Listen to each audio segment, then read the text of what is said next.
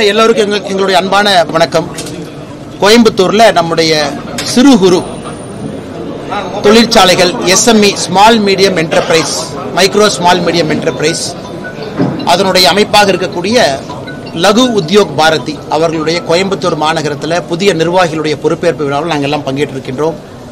பத்திரிகை நண்பர்களை சந்தித்துக் கொண்டிருக்கின்றோம். மற்றற்ற மகிழ்ச்சிங்கன்னா கேள்வி கேளுங்கன்னா பதில் சொல்றேன். இந்த டிஎன்பிஎஸ்சி பத்தி நீங்க ஒரு அறிக்கை கொடுத்துருக்கீங்க சார். நீங்க டிஎன்பிஎஸ்சில இவ்வளவு பிரச்சனை இருக்குன்னு சொல்றீங்க. அதே மாதிரி சென்ட்ரல் கவர்மெண்டோட எக்ஸாமினேஷன்ல இந்த மாதிரி பிரச்சனை இருக்கு சார். மத்திய அரசோட டிஎன்பிஎஸ்சியை பொறுத்த வரைக்கும் எந்த எக்ஸாமினேஷனாக இருந்தாலும் கூட ஒரு செட் சிலபஸ் இருக்கும். சிலபஸ்ல இருந்து நீங்க கேள்விகள் கேட்கணும். நான் முன்னாடி சில கேள்விகள் நான் காட்டுறேன். நான் கேள்வி கேட்டதுக்காக 200 மதிப்பெண்கள் இருக்கக்கூடிய ஒரு பரீட்சை நடக்குது. இத்தனாயிரம் இளைஞர்கள் கனவுகளோடு தயார் பண்றாங்க. அதுல தமிழ் மொழியிலிருந்து, தமிழ் பாடத்திலிருந்து 100 கேள்விகள், வேற 100 கேள்விகள் வெளியிருந்து வருது, வேறு வேறு பாடத்திலிருந்து. 200 கேள்விகள்ல கேட்கப்பட்டிருக்கக்கூடிய பல கேள்விகள் வந்து சிலபஸ்லயே இல்ல. உதாரணத்திற்கு நான் ஒரு சாம்பிள் உங்களுக்கு காட்டுறேன். அந்த மீடியால இருக்கிறவங்க அதை ஜூம் பண்ணிக்கலாம். நீங்க ஒரு சாம்பிள் ஒன்று காட்டுறேன். ஒலி மரபை கண்டறிக அப்படின்னு ஒரு கேள்வி, கேள்வி நம்பர் 5. சும்மா நீங்க ஜூம் பண்ணி பாருங்க, யாராச்சும் இதுக்கு பதில் சொல்லுவாங்களா நீங்களே பாருங்க. அடுத்தது வேலை பிசகு என்கின்ற மரபு தொடரின் பொருள் அப்படின்னு ஒரு கேள்வி இருக்கு. இதையும் கொஞ்சம் அப்படியே ஜூம் பண்ணி பாருங்க. அடுத்தது ஒரு பொருத்தம் 4 கொடுத்திருக்காங்க. நான் சும்மா இருக்கிற சில சாம்பிள் கேள்விகள் இதை மட்டும் காட்டுறேன். இது எதுவுமே சிலபஸ்ல இல்லை. இதெல்லாம் 20 ஆண்டுகளுக்கு முன்பு வேறு வேறு காலகட்டத்தில் இருந்த தமிழ் சொற்றொடர்ல வந்திருக்கக்கூடிய சில வார்த்தைகள். அவங்களுடைய பிரிஸ்கிரைப்டு சிலபஸ்ல நெகட்டிவ் மார்க்கிங் இல்லாதனால எல்லோரும் வந்து ஏதோ ஒன்று டிக் அடிப்பாங்க. ஒரு சிலபஸ்ல இருந்து கேள்விகள் வரும்பொழுது மட்டும்தான் அந்த மாணவனுடைய திறமையை நீங்க பரிசோதித்து பார்க்க முடியும். ஒரு 10% அவுட் ஆஃப் சிலபஸ் வச்சுக்கலாம். அது கிரிட்டிக்கல் திங்கிங்கா. சிலபஸ்லே இல்லாம தன்னிச்சையாக கேள்விகள் கேட்டிருக்கிறாங்க. முதல் கம்ப்ளைண்ட் எங்களுது. இரண்டாவது, சில சென்டர்ல குரூப் 4 தேர்வுகள் முடித்த பிறகு அதை பாதுகாக்கப்பட்ட விதம் சந்தேகத்தை ஏற்படுத்தி இருக்கிறது. சீல் பிரிச்சிருக்கிறாங்க. அந்த பாக்ஸ் வந்து முழுவதுமாக சீல் பண்ணல, ஹாஃப் தான் சீல் ஆயிருக்கு. அப்படி இருக்கும் பொழுது அந்த இன்டெகிரிட்டி ஆஃப் ஆன்சர் ஷீட்ஸை முறையாக கொண்டு போய் விவாதிச்சிருக்காங்களான். ஏன்னா லட்சக்கணக்கான மாணவ செல்வங்கள் எழுதக்கூடிய குரூப் 4 ஒன்று தேர்வுகள் முறையாக இல்லை, தேர்வு நடந்து முடிந்த பின்பு அதை பாதுகாக்கப்பட வேண்டிய விதமும் முறையாக இல்லை என்பது எங்களுடைய குற்றச்சாட்டு. இது இவங்க என்ன சொல்றாங்கன்னா, ஒரு தேர்வு கடினமா இருக்கலாங்கன்னு அது வேற, ஆனா தேர்வு சிலபஸுக்குள்ள இருந்து வரணும். அதனால் இன்னைக்கு திராவிட முன்னேற்ற கழகம் ஆட்சியில் இருக்கிறாங்க. அதுக்கு இதுக்கு பதில் சொல்றதை விட்டுட்டு நீ மத்திய அரசு நடத்தக்கூடிய தேர்வுகளை பாரு அப்படின்னு திமுக சில பேர் குற்றச்சாட்டு வைக்கிறாங்க. சோ மத்திய அரசு நடத்தக்கூடிய தேர்வுகள் எது சிலபஸ்க்கு வெளியே வந்திருக்குன்னு சொல்லுங்கன்னா நானே அவங்க சார்பா நானே போராடுறேன். அது வேற. ஆனா குரூப் 4ங்கிறது ஒரே ஆண்டுல அதிகப்படியான தமிழகத்தில் இருக்கக்கூடிய நம்முடைய சகோதர சகோதரிகள் அரசு பணிக்கு செல்ல வேண்டும்னா குரூப் 4 தான் அதிகப்படியான அரசு பணியிடங்களை கொடுக்கும். இந்த ஆண்டு நடத்தப்பட்ட தேர்வு சரியில்லை என்பது என்னுடைய குற்றச்சாட்டு. மாணவ செல்வங்கள் எல்லாம் சொன்ன பிறகு அதை அனலைஸ் பண்ணிட்டு நான் உங்க முன்பு குற்றச்சாட்டாக பத்திரிகை நண்பர்கள் முன்பு நாங்கள் வைத்திருக்கிறோம்.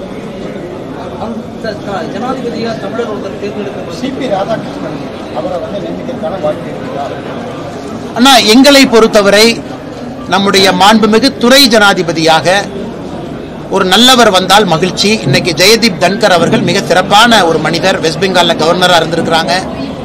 இன்னைக்கு அவருடைய உடம்பு சரியில்லாத காரணத்தினால வெளியே வந்திருக்கிறாங்க. உங்களுக்கே தெரியும், இன்னைக்கு நிறைய எதிர்க்கட்சி நண்பர்கள் பொருளையே கிளப்புறாங்க. மார்ச் மாசம் 8, 9, 10, 11 எய்ம்ஸ்ல கார்டியாக் டிபார்ட்மெண்ட்ல அட்மிட் ஆயிருந்தாங்க. இன்னைக்கு அவங்க வந்து பணிச்சுமை அதிகமா இருக்கு, வேண்டாம் என்று சொல்லிவிட்டு வெளியே வந்திருக்கிறாங்க. அதனால் யாரு தேர்வு செய்யப்பட்டாலும் நல்லவர்கள் எங்களுக்கு மகிழ்ச்சி. அதுவும் குறிப்பாக நம்முடைய தமிழ்நாடு, ஏன்னா நான் ஒரு கட்சி, நான் ஆளுங்கட்சியினுடைய ஒரு தொண்டனாக இருக்கும் பொழுது நான் சில விஷயத்தை ஓப்பனா பேசினா தப்பா போயிருங்கன்னா, அதிலும் குறிப்பாக ஒரு தமிழர் வந்தா எங்களுக்கு சந்தோஷம். ஆனால் இந்தியாவில் யார் நல்லவர்கள் வந்தாலும் எங்களுக்கு சந்தோஷம் தான். ரொம்ப தவறுங்கன்னா அந்த வீடியோவை நான் பார்த்தேன். கோவில் மூடப்பட்ட பிறகு, கருவறை மூடப்பட்ட பிறகு, சாமிக்கெல்லாம் என்னென்ன கடைசி நேரத்தில் நாம செய்வோம் அதெல்லாம் செய்து முடிக்கப்பட்ட பிறகு கோவிலை வந்து வற்புறுத்தி துறக்க வச்சு அங்க வெளியே நிற்கக்கூடிய அந்த பேரூர் பட்டீஸ்வரர் கோயிலுக்கு வெளியே இருக்கக்கூடிய ஊர் மக்கள், கடைக்காரங்க கடையை பூட்டிட்டு இருக்கிறாங்க, அவங்களும் அதை வீடியோ எடுத்து அனுப்புறாங்க.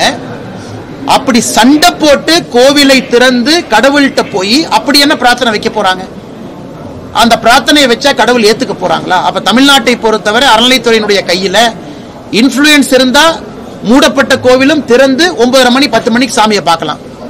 ஆனா உங்களை போன்று என்னுடைய போன்ற சாதாரண மனிதர்கள் கியூல நின்று மணிக்கணக்காக காத்து ஒருவேளை இறந்து போயிட்டோம்னா சேகர் பாபு சொல்லுவாரு, அவன் திருப்பதியில 18 மணி நேரம் நிக்கிறான், இங்க 4 மணி நேரம் தான் நிக்கிறாங்க. நான் சொல்றது திருச்செந்தூர் பழனி போன்ற கோவில்ல பக்தாதிகள் அந்த கியூல நின்று இறந்து போனவங்க. அதனால இது வன்மையாக கண்டிக்கத்தக்கது. அந்த அறநிலைத்துறை சம்பந்தமாக யாரெல்லாம் இதுல இன்வால்வ் ஆயிருக்கிறாங்களோ நடவடிக்கை எடுக்கணும். யார் சாமியை தரிசனம் செய்த அந்த நபர் யார் வற்புறுத்தி திறக்க வச்சாங்களோ அவரின் மீது நடவடிக்கை எடுக்கணும். அப்படி எடுக்கவில்லை என்றால் ஒரு சாதாரண மனிதருக்கு கோவிலின் மீது எப்படி மதிப்பு மரியாதை வருங்கன்னா? கோவில் நிலங்கள்ல வசிப்பவர்களுக்கு பட்டா வழங்கப்படும் அதிமுக எடப்பாடி பழனிசாமி சொல்லியிருக்காரு. பாஜக நிலைப்பாடு பல ஆண்டு காலமாக நம்முடைய அண்ணன் ஹெச் ராஜா அவர்கள் நம்முடைய பாரதிய ஜனதா கட்சியினுடைய தேர்தல் அறிக்கையை தயாரிச்சுக்கிட்டு இருக்கிறாங்க. ஹெச் ராஜா அண்ணன் பல இடத்துல இதை பத்தி பேசியிருக்கிறாங்கன்னா, குறிப்பாக கோவில் நிலத்தில் இருக்கக்கூடிய சொத்தை எல்லாம் முதல்ல மீட்கணும் அப்படிங்கறதா எங்களுடைய நோக்கமே. எத்தனையோ சொத்துக்கள் கிட்டத்தட்ட 1 லட்சம் ஏக்கர் நான் பல இடத்துல பேசுறேங்கன்னா, 1 லட்சம் ஏக்கர் இன்னைக்கு உங்க 5.25 லட்சம் ஏக்கர் தான் காட்டுறாங்க.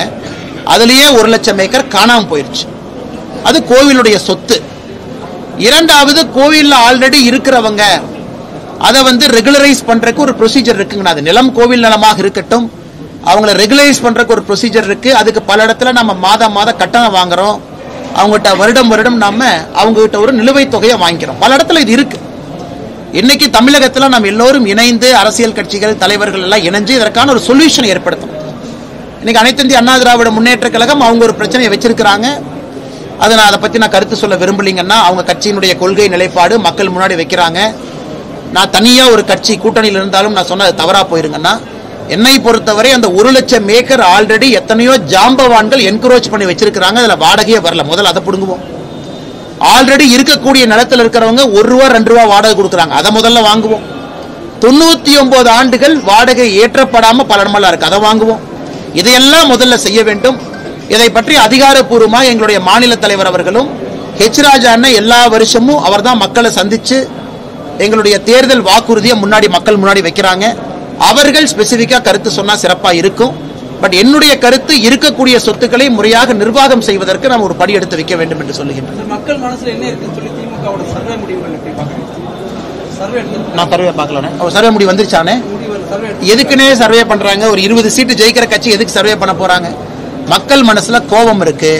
மக்கள் மனசுல திராவிட முன்னேற்ற கழகம் ஆட்சிக்கு வரக்கூடாதுன்னு இருக்கு. இதற்கு முன்பு திராவிட முன்னேற்ற கழகம் சந்தித்த படுதோல்வி நமக்கு தெரியும். ஒரே ஒருத்தர் ஜெயிச்சாங்க. யாரு ஜெயிச்சாங்கன்னு நமக்கு தெரியும். 2 பேர் ஜெயிச்சாங்க. அந்த 2 பேர் யாருன்னு நமக்கு தெரியும். அது போன்ற மோசமான தோல்வியை திராவிட முன்னேற்ற கழகம் இதற்கு முன்பு பார்த்திருக்கிறாங்க. அதை நோக்கி தான் தேர்தல் களம் போகுதோ தவிர மக்கள் மனசுல என்ன இருக்குன்னா, முதலமைச்சர் அவர்கள் வெளியே ஒரு கிராமத்துல 2 இரவு தங்கி கிராமத்தில் இருக்கக்கூடிய மக்கள்கிட்ட பேசினாவே அவருக்கு தெரியும். இந்த நேரத்தில் முதலமைச்சரை பத்தி நான் காட்டமா பேச விரும்பல. ஆஸ்பத்திரியில் இருக்கிறாங்க, வேகமா குணமடைந்து வரணும். அதனால என்னதான் அவங்க சர்வே எடுத்தாலும் திராவிட முன்னேற்ற கழகத்தினுடைய தோல்வி உறுதி. ரஜினிகாந்தோட பிரதர் என்ன சொல்லியிருக்காருன்னா, விஜய் அரசியல்ல ஜொலிப்பது கஷ்டம், அண்ணாமலை புத்திசாலி, அவர் அரசியல் மிக உயர்த்துக்கு வருவார் சொல்லியிருக்காரு. ஆனா சூப்பர் ஸ்டாருடைய சகோதரர் கருப்பா சிவப்பான் கூட தெரியாதுங்கன்னா என்னை அந்த வம்புல மாட்டி விட்டுறாதீங்க. அதனால் நிச்சயமாக அவருடைய கருத்து அது. நான் ஏற்பது ஏற்காத தவறா போயிருந்தா மிச்ச தலைவர்கள் இருக்கிறாங்க. விஜய் அவர்களை பொறுத்தவரை ஒரு கட்சி ஆரம்பிச்சிருக்கிறாங்க. கடுமையா பணி செய்ய வேண்டும் என்று நினைத்து களத்துக்கு வந்தா அவருடைய கையில் இருக்க வெற்றி தோல்வி எல்லாம். எந்த அரசியல் கட்சியும் அவருடைய உழைப்பை பொறுத்து தான் மக்கள் வாக்களிக்க போறாங்க. ஆனா திராவிட முன்னேற்ற கழகம் அகற்றப்பட வேண்டும். அதே நேரத்தில் நான் எனக்கு தேசிய ஜனநாயக கூட்டணியில் இருக்கிறேன். எங்களுடைய கூட்டணி ஜெயிக்க வேண்டும் என்று நாங்கள் உறுதியாக சொல்லுகின்றோம், நம்புகின்றோம். மற்றபடி ஒரு கட்சியும் நாங்க யாரும் தரம் தாழ்ந்து அவங்க போயிடக்கூடாதுன்னு நான் சொல்லலீங்கன்னா, கடுமையா உழைக்கட்டும், மக்கள் மன்றத்தில் மக்களுக்கு என்ன செய்வோம் அப்படிங்கிற வாக்குறுதியை வைக்கட்டும். நீங்க எல்லாம் முடிவு பண்ணுங்க. ஆனா எதை பாத்தீங்கன்னா மலைவாழ் மக்கள் பத்தி ஒன்று போட்டிருந்தீங்க சார். தொட்டி கட்டி தூக்கிட்டு வர. ஆமா, மலைவாழ் மக்கள். ஆமா, நீங்க ஒரு பகுதியை தான் பாத்திருக்கீங்க. அங்க உள்ளாட்சி எலெக்ஷன்ல அவங்களுக்கு ஓட்டு பதிவே இல்லைங்கிற விஷயமா உங்களுக்கு தெரியுமா சார்? அண்ணா இங்க பாருங்கன்னா, 40 ஆண்டுகளா அண்ணே ஒரு பத்திரிகை நண்பர்களுக்கு தெரியக்கூடிய செய்தி நிச்சயமா எனக்கு தெரியாதுங்கன்னா நான் ஏத்துக்கிறேன். எனக்கு ஒரு செய்தி தெரிந்த பின்பு நான் அதை ஆராய்ந்த பின்பு உங்க முன்னாடி நான் வைக்கிறேங்கன்னா, பத்திரிகை நண்பர்கள் நீங்க கிரவுண்ட்லயே இருக்கிறீங்க. நிச்சயமா என்னை விட உங்களுக்கு அதிக நாலேஜ் இருக்கு. நீங்க சொல்வது இன்னும் அதிர்ச்சியளிப்பதாக இருக்குது. அப்படின்னு நான் ஒரு பக்கம் செய்தியை பதிவு பண்ணியிருக்கேன். அப்ப நீங்க சொல்றத பார்த்தா அது இன்னும் அதிர்ச்சியளிப்பதாக தானே இருக்கு. அரசு ஒரு பக்கம் திராவிட மாடல் அரசு, முன்னேறிய மாநிலம், இந்தியாவுடைய 2வது பெரிய பொருளாதார மாநிலம் சொல்லக்கூடிய அரசு தமிழகத்துல இது போன்ற அவல நிலையை தடுப்பதற்கு என்ன முயற்சி எடுக்கிறாங்கன்னு சொல்லணும். இதை பத்தியே பேச மாட்டாங்க. ஆனா இதை தவிர எல்லாம் பேசுவாங்க.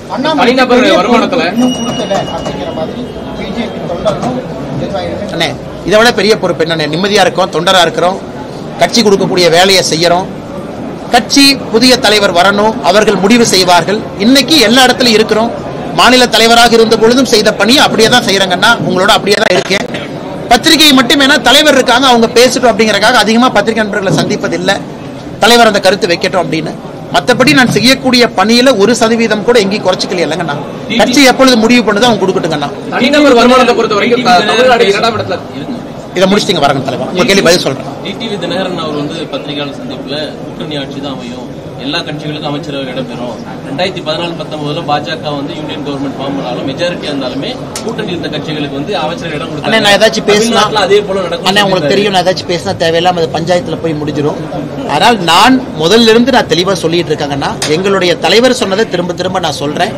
இன்னைக்கு நான் மாநில தலைவர் நயினார் நாகேந்திரன் அவர்கள் எங்களுடைய தலைவர்கிட்ட விட்டு அவங்க சம்பந்தமா பேசிட்டோம். பட் என்னுடைய கருத்து நான் தொடர்ந்து உங்கள்கிட்ட வச்சுட்டே இருக்கிற கட்சியினுடைய தொண்டர் தலைவர்கள் சொன்ன கருத்து. அதனால பொறுத்துருங்க, சரியான நேரத்தில் எல்லாம் பேசுவாங்க.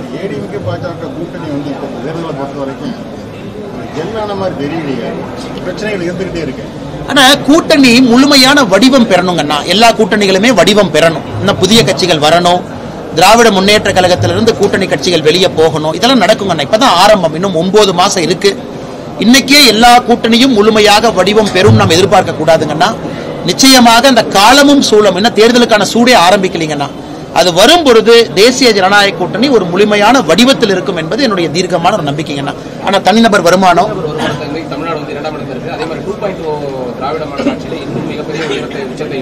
சரிங்கண்ணா. திராவிட மாடல் ஆட்சி வர்றதுக்கு முன்னாடி தமிழகம் எங்க இருந்துச்சுங்கண்ணா? கர்ம வீரர் காமராஜர் ஐயா காலத்துல தமிழகம் எங்க இருந்துச்சு? இதெல்லாம் பேசவே மாட்டாங்க அவங்க. கர்ம வீரர் காமராஜர் ஐயா தன்னுடைய ஆட்சியை முடிச்சுட்டு 1954 63 ஆட்சியை முடிக்கும் பொழுது தமிழகம் முன்னாடி தான் இருந்துச்சு. தமிழகம் நீர்ப்பாசனத்துல இந்தியாவிலே முதன்மையா தான் இருந்துச்சு. அப்ப எல்லாம் முன்னாடி தான் இருந்தோம். ஏன் டாக்டர் எம்ஜிஆர் ஐயா புரட்சி தலைவர் ஆட்சி காலத்துல தமிழகம் எங்க இருந்து? முன்னாடி தான் இருந்துச்சு. இவங்க எப்படி வாயிலே வட சொல்றாங்கன்னா, திமுக என்கின்ற கட்சி தோன்றிய பிறகுதான் நீங்கள் நானும் சட்டை போட்டுட்டு நாகரிகமா இருக்கிற மாதிரி கதை பேசுறாங்க. திராவிட முன்னேற்ற கழகம் வந்த பிறகு, ஆட்சி குறிப்பாக இந்த ஆட்சி வந்த பிறகு தமிழகத்தினுடைய தொழில்துறை கீழே போக ஆரம்பிச்சிருக்கு. உத்தரப்பிரதேசம் போன ஆண்டு தமிழ்நாட்டை விட அதிகமான ஸ்டார்ட் அப் ரெஜிஸ்டர் பண்ணிருக்காங்க. நீங்க ஹரியானாவுடைய பெர் கேபிட்டா ஜிஎஸ்டி தமிழகத்தினுடைய பெர் கேபிட்டா ஜிஎஸ்டியை விட ஹரியானா அதிகம். நீங்க எல்லா குறியீடுகளும் எடுத்து பாருங்க. 2வது இருக்கும், இதற்கு முன்பு 2வது இருந்தோம். ஆனா 3வதுக்கும் 2வதுக்கும் இருக்கிற கேப் குறைஞ்சிருக்கு. 4வதுக்கும் 2வதுக்கும் இருக்கிற கேப் குறைஞ்சிருக்கு. அதனால 2030 வரும் பொழுது இப்பவே உத்தரப்பிரதேசம் தமிழகத்தை தொட்டுக்கிட்டு இருக்காங்க. மிகப்பெரிய மாநிலமாக, இந்தியாவுடைய 2வது பெரிய மாநிலமா. கர்நாடகாவுக்கும் நமக்கும் இருக்கிற கேப் குறைஞ்சிருச்சு. அந்த பொய்யே சொல்லவே மாட்டாங்க. அதை வந்து சொல்லவே மாட்டாங்க, பொய்யா பேசுவாங்க. இதுக்கு முன்னாடி 2வது இருந்தோம், 2020 2வதா இருந்தோம், 2025 2வதா இருக்கும். ஆனா திமுக வந்த பிறகு கேப் குறைய ஆரம்பிக்குது. அடுத்த மாநிலங்கள் வேகமா நம்மளை ஓவர்டேக் பண்ணிட்டு போயிருவாங்க. கல்வி படிப்புகள் வந்து நம்ம ஜெர்மனி போன்ற நாடுகள் ஒப்பிடும்போது பின்தங்கி இருக்கோம் அப்படிங்கிற மாதிரி ஒரு கருத்து. ஆனா டெக்னிக்கல் நாலேஜுங்கண்ணா நான் சொன்னது, டெக்னிக்கலா ஒரு இன்ஜினியரிங் ஸ்கில்ல பத்தி சொன்னாங்கண்ணா. ஒரு ஜெர்மனியில பிராக்டிஸ் ஸ்கூல் என்கின்ற ஒரு மாடல் வச்சிருக்காங்க. நம்ம இவ்வளவு இன்ஜினியர் உற்பத்தி பண்றோம், அது கோயம்புத்தூர் போன்ற ஒரு நகரத்துல. அதனால நான் உங்களுக்கு சொன்ன என்னுடைய அன்பான கருத்து என்னன்னா, ஐயா இன்ஜினியரிங் மாணவர்களை நீங்க உங்க தொழில் நிறுவனத்தை கூட்டிட்டு வந்து பட்டை தீட்டி வெளியே அனுப்புங்க. நீங்க இன்ஜினியரிங் காலேஜோட டைப் போடுங்க. கோயம்புத்தூர்ல இருக்கக்கூடிய மாணவர்கள் இங்க இருக்கக்கூடிய சிறு குறு நிறுவனத்துல 1 மாதமோ 2 மாதமோ 3 மாதமோ பணி செய்து ப்ராஜெக்ட் பண்ணட்டும். அவங்கள பட்ட தீப்பி வெளியே அனுப்புனீங்கன்னா அந்த இன்ஜினியரிங் கல்வி முழுமை பெறும் என்கின்ற கருத்தை வச்சங்கண்ணா. இது போன்ற கருத்து நீங்க சொல்லியிருக்கும் போது பிரச்சாரத்துக்கு போயிட்டு இருக்கக்கூடிய எடப்பாடி பழனிசாமி கொரோனா டைம்ல நாங்க எல்லாத்தையும் பாஸ் பண்ணிருக்கோம் அப்படிங்கிறது கொரோனா பேட்ச் நீங்க எனக்கு தேவையில்லாம நீங்க வம்புல மாட்டி விடுறீங்க தலைவர். அண்ணே நான் வந்து எனக்கு தேவையில்லாம அண்ணன் வம்புல மாட்டி விடுறேன். கோவை மாவட்டமா இருக்குமா கரூர் மாவட்டமா இருக்கு? என் தலைவர் எலெக்ஷனுக்கு சூடே பிடிக்கல. என்ன எலெக்ஷனை பத்தி யாருமே பேசல. துணை ஜனாதிபதி தேர்தலுக்கே இன்னைக்கு தான் எலெக்ஷன் கமிஷன் சொல்லியிருக்கிறாங்க. நாங்க தயாராகிட்டு இருக்கோம். அதுக்கே நான் நோட்டிபிகேஷன் கொடுக்கல. அதனால் காலம் வரும்பொழுது நிச்சயமாக நாம் பேசுவோம். எடப்பாடி பழனிசாமியுடைய அனைத்து சுற்றுப்பயணங்களையும் மக்கள் கூட்டம் வந்து அதிக அளவுல வந்துட்டு இருக்கிறதே வந்து ஆட்சி மாற்றத்திற்கான ஒரு முதல் படி அப்படின்ற மாதிரி ஒரு பேசியிருக்காங்க. அண்ணா அதாவது தேசிய ஜனநாயக கூட்டணி ஆட்சிக்கு வரணும், எந்த மாற்று கருத்தும் இல்லை. மக்கள் எல்லாம் ஆதரவு கொடுக்கணும், அதுல எந்த மாற்று கருத்தும் இல்லை. ஒரு எதிர்க்கட்சி தலைவர் மக்கள் மன்றத்தில் போய் ஒரு கருத்தை வைக்கிறாங்கன்னா மக்கள் கேட்கணும், அதை நம்ம வரவேற்கணும். ஒரு ஆல்டர்னேட் கவர்னன்ஸ் நான் என்ன சொல்றேன் எதிர்க்கட்சி தலைவர் சொல்லணும், அதையும் மக்கள் கேட்கணும். இதெல்லாம் ஒரு ஆரோக்கியமான விஷயமா தான் நான் பார்க்கிறேன். பிறப்பு விகிதம் குறைவாய் குறைஞ்சதுக்கு தமிழ்நாட்டில் சொல்றீங்க சார், அது என்ன ரேஷியோல சொல்றீங்க, எந்த அடிப்படையில் சொல்றீங்க சார்? ஓகே, இந்த புது சென்சஸ் வரலீங்கன்னா டெமோகிராபிக் சார்ட், அதாவது ஓகே, ஆனா எப்படி நம்ம சொல்றோம் அப்படின்னாங்கன்னா டோட்டல் ஃபர்டிலிட்டி ரேட் டிஎஃப்ஆர்னு ஒரு டேட்டா இருக்கு, நீங்க ஓபன் டேட்டா. அதாவது குழந்தை பிறக்கக்கூடிய வயதில் இருக்கக்கூடிய ஒரு பெண், அந்த பெண்ணுக்கு மொத்தமா எவ்வளவு குழந்தை பிறக்குது அப்படிங்கிற கணக்கு தான் டிஎஃப்ஆர். இந்தியாவில் அது 2.1 இருந்தால் மட்டும்தான் பிறப்பும் இறப்பும் சமமா இருக்கணும். டிஎஃப்ஆர் 2.1. தமிழ்நாடு இன்னைக்கு 1.7. அப்படின்னா தமிழ்நாட்டில் குழந்தை பிறக்கக்கூடிய ஒரு சகோதரிக்கு 1.7 விகிதாச்சாரத்தில் குழந்தை பிறக்குது, 2.1 இல்லை. அப்படின்னா நம்முடைய பிறப்பு குறைவாகவும் இறப்பு அதிகமாகவும் ஆரம்பிச்சிருக்கு. ஸோ இந்த நடக்கக்கூடிய சென்சஸ் மக்கள் தொகையில தமிழகத்தினுடைய மக்கள் தொகை டிப்பாக ஆரம்பிக்கும். ஏன்னா நம்ம 1.7 இருக்கும் கேரளா, நம்ம எல்லோருமே. இது ஒரு அபாயகரமான சூழ்நிலை. ஏன்னா ஒரு பக்கம் வேலைக்கு ஆட்கள் குறைவா இருக்கிறாங்க, வடக்கிலிருந்து வரக்கூடியவர்கள் வேலையில் அதிகமா இருக்கிறாங்க. நம்மளுடைய மக்கள் தொகையும் குறைய ஆரம்பிக்கும் பொழுது நமக்கு வேலையில்லா திண்டாட்டம் கொஞ்ச நாள்ல மாட்டோம். வேலை இருக்கும், ஆட்கள் இருக்க மாட்டாங்க. அதனால் இதையெல்லாம் அந்த பாப்புலேஷன் கண்ட்ரோல், படித்தவர்கள் 2 குழந்தைகள் பெற்றுக்கொள்ள வேண்டும் நான் சொன்னா அப்புறம் சண்டைக்கு வந்துருவாங்கன்னா, அப்புறம் எல்லோருமே ஆரோக்கியமான குடும்பத்தில் வாழணும்.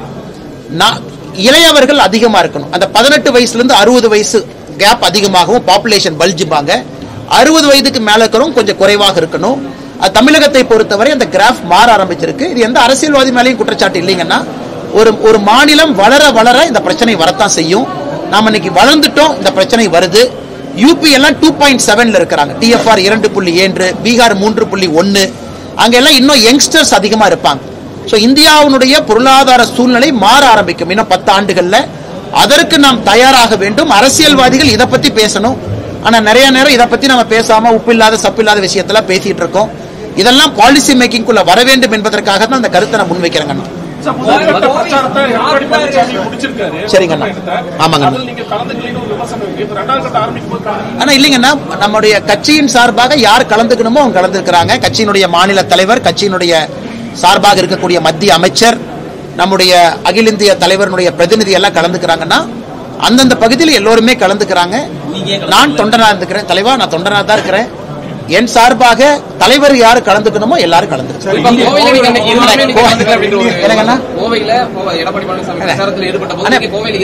அப்படி இல்லை, கலந்துக்கல அப்படின்றது இல்லைங்கன்னா வேறு வேறு வேலையில எல்லாமே இருக்கிறோம். கட்சி எனக்கு ஒரு வேலை கொடுத்துருக்குது, அந்த வேலையை செஞ்சிட்டு இருக்கேன். கலந்து கொள்ள கூடாது, கலந்துக்கணும் அப்படின்னு இல்ல. கட்சியின் சார்பாக யார் கலந்துக்கணுமோ அவங்க கலந்துருக்காங்க. அது மிகப்பெரிய ஊழல். அதே மாதிரி கோவிலையும் அதே போன்ற ஒரு குற்றச்சாட்டை வச்சிருக்காங்க. கோவிலையும் சொத்து வரி பல்வேறு வரிகள் வந்து கடுமையாக உயர்த்தி இருக்காங்க அப்படின்னு சொல்லி இதுக்கு மதுரையில இந்த சொத்து வரி மோடஸ் ஆபரேண்டியை பார்த்த பிறகு தமிழ்நாடு முழுவதுமே எஸ்ஐடி போட்டு இன்வெஸ்டிகேட் செய்ய வேண்டும் என்பதும் எங்களுடைய கருத்து.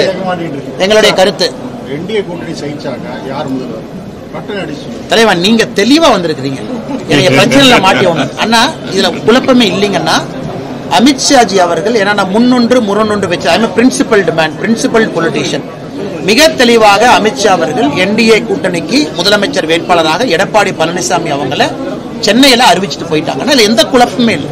ஏதோ ஒரு பேட்டியில சொல்லும் பொழுது அவங்க பேரை சொல்ல அதெல்லாம் காரணமே இல்லைங்க. நாங்க பேட்டியில பேரெல்லாம் சொல்லியிருக்கிறாங்க, அந்த கான்டெக்ட்ல என்டிஏங்கிற வார்த்தையை பயன்படுத்தினாங்க.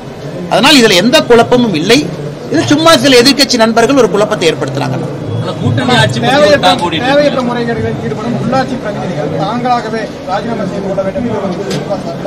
அப்படின்னா எல்லாரும் திமுக ராஜினாமா தான் பண்ணும். அந்த மாதிரி ஸ்டாலின் ஐயா யாராவது முறைகேட்டில் ஈடுபட்டு இருக்கக்கூடிய உள்ளாட்சி பிரதிநிதி ராஜினாமா பண்ணணும்னா திமுகவுடைய கேபினெட் எல்லாரும் ராஜினாமா பண்ணணும், திமுகவுடைய உள்ளாட்சி பிரதிநிதிகள் எல்லாம் ராஜினாமா பண்ணணும். முதலமைச்சர் ராஜினாமா பண்ணுமாங்கிறது அவர் மனசாட்சிக்கு விட்டுறாங்கண்ணா. ஏன்னா தொடர்ந்து டிஎம்கே ஃபைல்ஸ் தொடர்ந்து பேசுறாள், நானு தொடர்ந்து ஊழல் குற்றச்சாட்டை வைக்கிறாள், நானு உள்ளாட்சியிலும் ஊழல் குற்றச்சாட்டு மதுரையில வெளியே வந்திருக்குங்கன்னா எல்லா இடத்துலயும் தணிக்கை பண்ணணும், இன்வெஸ்டிகேட் பண்ணணும். அதனால் முதலமைச்சர் அது போன்ற கருத்தை வைக்கிறாங்கன்னா திமுக காரங்க மொத்தமா ரிசைன் பண்ணிட்டு வீட்டுக்கு போயிருக்கு. சார் 100 நாள் வேலை திட்டத்தில் 19,000 போலி கணக்குகள் தமிழ்நாட்டில் இருக்குன்னு சொல்றாங்க சார். இதை பத்தி 100 நாள் வேலை வாய்ப்பு திட்டத்தில் நிறைய போலி கணக்குகள் தமிழ்நாட்டில் இருப்பது உண்மைதான். இதை ஆதாரப்பூர்வமாக ஈரோடு மாவட்டத்தில் 2 பஞ்சாயத்தை சர்வே பண்ணி அதை முழுவதுமா டாக்குமெண்ட் பண்ணி மத்திய அரசுக்கு நாம் அனுப்பியிருக்கோம். அந்த காப்பியை கோயம்புத்தூர் வாட்ஸ்அப் குரூப்ல அனுப்புற லெட்டர் உங்களுக்கு போட்டுறேன், நீங்க பாருங்க எப்படி ஊழல் பண்ணிருக்காங்க, எப்படி ஃபேக் அக்கௌண்ட் கிரியேட் பண்ணிருக்காங்கன்னு. அதனால் சகோதரர் சொல்லியிருக்கக்கூடிய நம்பரை பத்தி எனக்கு தெரியல. ஆனா தமிழ்நாட்டில் 100 நாள் வேலைவாய்ப்பு திட்டத்தில் மிகப்பெரிய அளவில் ஊழல் நடப்பது என்பது உண்மை. சாம்பிளுக்கு 2 பஞ்சாயத்து டேட்டாவை இப்ப நான் உங்களுக்கு அனுப்புறேன். ஒரு 2 கேள்வி ஒட்டுக்கா கேட்டேன். தயவா நீங்க பிரச்சனையாக கேள்வி கொஞ்சம் ஈஸியா கேளு, பிரச்சனை இல்லாத கேளு. நிதிஷ்குமார் பேர் அடிபடுது. எதுனா நிதிஷ்குமார் பீகார் முதல்வருடைய பேரு பரிந்துரைக்கப்பட்டதாக நாங்கெல்லாம் செய்தியெல்லாம் போட்டிருக்கோம். அதனுடைய சூழல் சொல்லுங்க. பகிரங்கமா அறிக்கை எடப்பாடி ஐயா விட்டுருக்காரு, இந்த மாதிரி சீமான் வரணும், விஜய் கூட்டணிக்கு வரணும். அண்ணா அது என்டிஏவுடைய சீஃப் மினிஸ்டர் கேண்டிடேட் அவங்க, பாரதிய ஜனதா கட்சியினுடைய தலைவர் அவங்க. நீங்க கேட்ட 2வது கேள்விக்கான பதில் அவங்க தான் சொல்லணுங்கண்ணா. நான் சொன்னது சரியா வராதுங்கண்ணா. முதல் கேள்விக்கு நான் பதில் சொல்றேங்கண்ணா. இன்னைக்கு துணை ஜனாதிபதி இன்னைக்கு ஜெய்தீப் தன்கர் அவங்க ரிசைன் பண்ணிருக்காங்க. 2027 வரைக்கும் டேர்ம் இருந்துச்சு. புதிதாக வரக்கூடிய துணை ஜனாதிபதி ரொம்ப முக்கியத்துவம் வாய்ந்த 5 ஆண்டுகள் இருக்க போறாங்க. அப்படி இருக்கும் பொழுது நிறைய பேர்கள் போதுங்கன்னா அது எல்லாமே ஸ்பெகுலேஷன் தான். நம்மை பொறுத்தவரை நம்முடைய கட்சியிலிருந்து தீர்மானம் செய்து பாரத பிரதமர் நரேந்திர மோடி அவர்கள் இன்னைக்கு இரவு யூகே போறாங்க, நேரடியா மால்டீவ்ஸ் போறாங்க. யூகேல இருந்து அங்கிருந்து தூத்துக்குடி வர்றாங்க. அதனால் பிரதமர் அவர்கள் இன்றிலிருந்து ஞாயிற்றுக்கிழமை வரைக்கும் வெளியிருக்கிறாங்க, சனி ஞாயிறு தமிழ்நாட்டில் இருக்கிறாங்க. அதனால் எல்லோரும் பொறுத்திருப்போம்.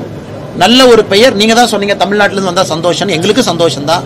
அது இந்தியாவிலிருந்து யார் வந்தாலும் நல்ல ஒரு பெயர் வரட்டும். ஏன்னா யூகங்கள் அதை பற்றி சொல்வது எனக்கு அனுமதி இல்லைங்கன்னா நான் சொல்லவும் கூடாது, எனக்கு தெரியவும் தெரியாது. சம்பந்தப்பட்டவர்கள் சரியான நேரத்தில் சொல்லுவாங்க.